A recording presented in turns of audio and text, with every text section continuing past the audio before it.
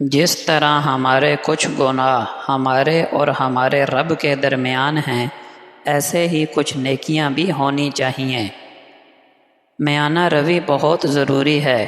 جب ہم میانہ روی سے چلتے ہیں تو نہ دوڑ کی ٹینشن، نہ جیتنے کی اور نہ مقابلے بازی کی۔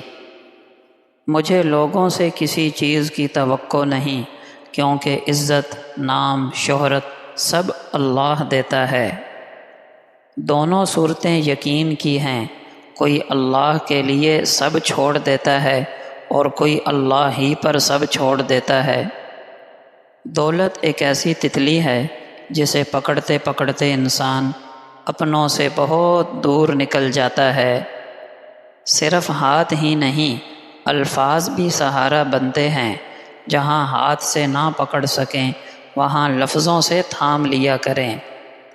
ماں باپ کو ساتھ رکھا نہیں جاتا، بلکہ ماں باپ کے ساتھ رہا جاتا ہے۔ اللہ جل شانہ کا فرمان ہے، اے ایمان والو، کہیں تم ان لوگوں کی طرح نہ ہو جانا کہ جن پر تم سے پہلے کتاب اتری لیکن زمانہ دراز گزر جانے پر ان کے دل سخت ہو گئے اور وہ اس کو فراموش کر بیٹھے۔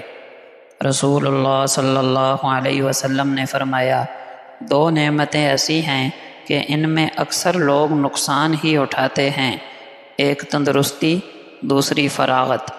آپ صلی اللہ علیہ وسلم نے فرمایا، سب اعضاء زبان سے درخواست کرتے ہیں کہ ہمارا خیال کر کے اللہ سے ڈرنا۔ اگر تو سیدھی رہی تو ہم بھی سیدھے رہیں گے، اگر تو ٹیڑھی ہو گئی تو ہم بھی ٹیڑھے ہو جائیں گے۔